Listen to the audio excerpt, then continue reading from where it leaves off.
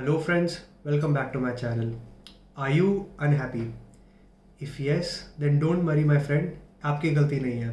ये जो वर्ल्ड है, this is designed to make you depressed. ये जो पूरी दुनिया की जो पॉपुलेशन है, 7 billion people on earth, what are all of us chasing? All of us are chasing happiness.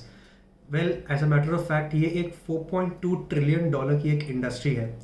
आप ये जान के हैरान होंगे कि लगभग 4.2 मिलियन लोग लास्ट 2 से 3 सालों में have enrolled on a course on happiness. Yes, एक कोर्स ऑन हैप्पीनेस. देखिए, वैसे देखा जाए तो happiness is very simple and qualitative and is very short lived thing. बहुत लॉन्ग टर्म तक आप इसको इलोंगेट नहीं कर सकते हैप्पीनेस को. आप अपने पार्टनर के साथ बीच पे वॉक करके जा रहे हो, दैट इज़ हैप्पीनेस. आप अपनी फेवरेट आइसक्रीम डिज़र्ट खा रहे हो, दैट इज़ हैप्पीनेस. आप अपने दोस्तों एंड कजन्स के साथ बहुत दिनों के बाद, बहुत सालों के बाद मिल रहे हो and are having a good time, that is my friends happiness. But ये जो मॉडर्न दुनिया है, इसमें आपको ये चीज़ें कोई नहीं बताएगा. ये सब छोटी छोटी चीज़ें ही आपको असली में हैप्पीनेस देती है. दुनिया में ये कोई नहीं बताएगा आपको. आपको लोग अपनी इनसिक्योरिटीज़ दिखा के अपनी चीज़ों को बेचने की कोशिश करेंगे. एज दे से, happiness is bad for the economy. अगर सारे के सारे लोग किसी देश में, किसी कम्युनिटी में खुश हैं, तो इकोनॉमी के लिए अच्छी बात नहीं है, क्योंकि आप पैसे खर्च नहीं करोगे हैप्पीनेस को पाने के लिए. कुछ एग्जांपल्स बताता हूँ आपको मैं. अगर आपको एजिंग होने की चिंता नहीं है, तो आप फेयरनेस क्रीम क्यों खरीदेंगे, एंटी एजिंग क्रीम क्यों खरीदेंगे. अगर आपकी अच्छी शादीशुदा लाइफ चल रही है, तो आप एक मैरिज लॉयर को कैसे कंसल्ट करेंगे. अगर लोग आपको आपके फ्यूचर के अनसर्टेनिटी के बारे में डराएंगे नहीं, तो आप इंश्योरेंस कैसे खरीदेंगे. अगर आप अच्छे premium bags, premium shoes, premium clothes, premium brand के प्रोडक्ट्स अगर आप यूज़ नहीं करेंगे, तो आप दुनिया को दिखाएंगे कैसे कि आप गरीब नहीं है और आप एक अच्छी लाइफस्टाइल जी रहे हैं. यहाँ तक कि जो पॉलिटिकल पार्टी है, वो भी आपको यही एहसास दिलाने की कोशिश करेगी अपने कैंपेन के थ्रू कि अगर हमारी पावर आएगी, हमारी सत्ता आएगी, तो आप खुश रहेंगे, पब्लिक खुश रहेगी. अगर अपोजिशन पावर में आती है, तो आप खुश नहीं रहेंगे, आप उदास रहेंगे. MBA कॉलेजेस के बारे में देख लेते हैं. वो आपको दिखाएंगे कि अपने प्लेसमेंट रिपोर्ट के थ्रू कि अगर आप हमारा कॉलेज ज्वाइन करेंगे, तो आप 25 लाख का पैकेज कमा सकते हो, 30 लाख का पैकेज कमा सकते हो, 35-40 लाख का पैकेज कमा सकते हो और सारी खुशियाँ हासिल कर सकते हो पैसों से.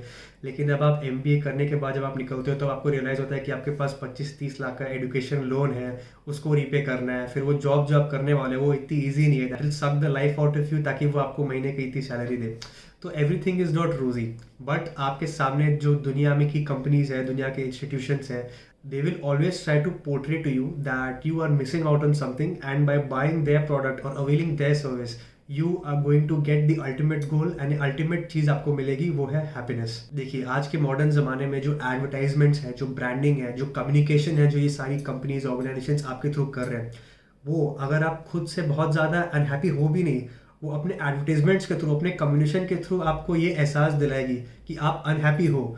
और आप खुद अनहैप्पी नहीं हो, लेकिन आप ये बिलीव कर लेंगे कि आप अनहैप्पी हो, और जाके उन पर्टिकुलर ऑर्गेनाइजेशन की या उन पर्टिकुलर इंस्टीट्यूशन के प्रोडक्ट या सर्विस को खरीद के यूज़ कर लोगे. द सोल मोटिव कि उस पर्टिकुलर प्रोडक्ट और सर्विस को यूज़ करने के बाद आपको हैप्पीनेस मिलेगा एंड एक सेंस ऑफ सेटिस्फैक्शन मिलेगा. तो ये बेसिकली एक साइक्लिकल रट है. अगर आप इस चीज़ का पार्ट बन गए, then there is no stopping back. आप एक के बाद एक के बाद एक दूसरी ऑर्गेनाइजेशन के इन चालों में फंसते रहेंगे. आपने रिटेल थेरेपी का तो नाम सुना ही होगा. क्या होता है रिटेल थेरेपी का मतलब? आप खुश नहीं हो, आप उदास नहीं हो, आप दुकान में गए, आपने 25-30 हज़ार की एक साथ शॉपिंग कर ली, रिटेल शॉप में जाके शॉपिंग कर ली, तो इससे आपकी थेरेपी हो गई, आपको हैप्पीनेस मिल गई. लेकिन क्या वो हैप्पीनेस लॉन्ग टर्म है, एवर लास्टिंग है? वो सिर्फ शॉर्ट टर्म हैप्पीनेस है. मे बी आप घर जाने के बाद 1-1.5 घंटे तक उनको हैप्पीनेस रहेगी कि हाँ, मैंने इतनी सारी चीज़ें खरीदी. अब अगले दिन जो लाइफ की बाकी प्रॉब्लम, जो उनकी लाइफ की बाकी प्रॉब्लम्स है, वो वापस उनके दरवाजे में दस्तक देगी. एंड फिर उसके बाद उनको एहसास होता है कि retail therapy was not a long term solution to the problem they were having. ये दुनिया की जितनी भी कंपनीज हैं, जो बेचने वाले लोग हैं, इंडिविजुअल्स हैं, लोग आपको सब ये एहसास दिलाएंगे कि आप अभी खुश नहीं हो, हमारा प्रोडक्ट खरीद लीजिए, हमारी चीज़ ले लीजिए, पैसे दे दीजिए हमें, उसके बाद आप खुश हो जाएंगे, आप सेटिस्फाइड हो जाएंगे. तो बेसिकली ये जो बिजनेस ऑफ हैप्पीनेस है, आपको सब को सेल करने की कोशिश कर रहे हैं ताकि आप खुश रहें. और अगर ये सब चीज़ें नहीं होगी, तो मे भी आप चीज़ें खरीदेंगे नहीं. अगर आप चीज़ें नहीं खरीदेंगे, तो देश की इकोनॉमी भी डाउन होगी.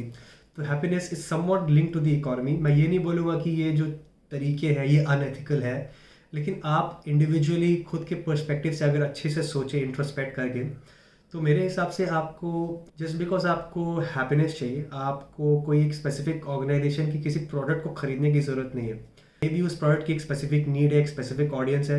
अगर वो ऑडियंस उस पर्टिकुलर प्रोडक्ट को खरीदता है, then well and good. Economy की भी तरक्की होगी एंड सोसाइटी की भी तरक्की होगी एज अ ग्रेटर गुड. लेकिन The problem arises when simple people like us, vulnerable people like us, fall into prey into such communication, and then we end up spending a lot of money, and then there is a lot of dissatisfaction in us कि हम जो चाहते थे वो हुआ नहीं despite spending the amount of money.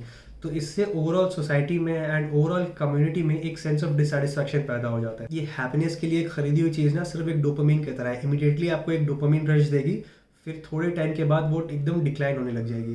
Basically economics पे इसको मार्जिनल यूटिलिटी भी हम बोलते हैं. वैसे देखा जाए तो एक स्टडी के हिसाब से अगर आप ज़्यादा पैसे आपके पास आ जाते हैं, ज़्यादा थोड़े पैसे आप अच्छे कमा लेते हो, तो वो आपकी हैप्पीनेस को थोड़े लेवल एक एक्सटेंट तक इंक्रीज़ करती है. लेकिन उस थ्रेशोल्ड को पहुंचने के बाद आपकी हैप्पीनेस स्टैग्नेट हो जाती है एंड फिर प्रॉब्ली डिक्लाइन होने लग जाती है. तो सिर्फ पैसे से आप खुश नहीं रह सकते. तो there are a lot of other things, other qualitative stuffs which come into the picture अगर आप हैप्पीनेस को अपनी लाइफ का पार्ट बनाना चाहते हो. तो उसमें से एक चीज़ हो गई आपकी हेल्थ, एक चीज़ हो गई आपकी रिलेशनशिप्स, एक चीज़ हो गई आपका नेचर ऑफ वर्क जो आप कर रहे हो, उससे आप सेटिस्फाइड हो, उससे आप खुश हो कि नहीं. और एक और ये है कि आपकी सोसाइटी में एंड आपकी कम्युनिटी में आप कहाँ स्टैंड कर रहे हो. तो बेसिकली ये रिलेशनशिप का ही पार्ट हो गया. तो ये कुछ 4-5 चीज़ें हैं जो ओवरऑल कंबाइन करके डिटरमाइन करती है कि आप इवेंचुअली कितने हैप्पी हो. ये सब एक दूसरे के ऊपर डिपेंडेंट है. अगर इसमें से एक या दो चीज़ भी अगर आप हटा दें तो इंसान की जो ओवरऑल हैप्पीनेस है वो डिप हो जाएगी. सो फ्रेंड्स, मैं ऐसे रैंडम कुछ इंटरनेट में आर्टिकल्स पढ़ रहा था एंड वीडियोस देख रहा था एंड मैं I came across this topic. So I thought कि एक वीडियो बनाया जाए इसके ऊपर. आई होप थोड़ा ज़्यादा प्रीची नहीं हो गया. तो बस वही इस वीडियो के थ्रू मैं बताना चाह रहा हूँ कि happy people are not good for the economy. And अगर आप चाहते हो कि आपकी जो कंट्री है, जो जीडीपी है, कैपिटलिस्टिक मार्केट है, जो इकोनॉमिक ग्रोथ है, स्टॉक मार्केट है, सब अगर ग्रोथ में जाए तो ऑब्वियसली थोड़ी बहुत जो ऑर्गेनाइजेशंस है उनको इस तरीके से कम्युनिकेट करके अपने प्रोडक्ट्स बिकवाने पड़ेंगे. But it is very important that those products reach the correct audience, otherwise एक कंट्री का ओवरऑल हैप्पीनेस इंडेक्स डिक्लाइन हो सकता है. So I hope you like today's video. अगर अच्छा लगा तो मेरे चैनल को सब्सक्राइब करें and stay tuned for more insightful videos.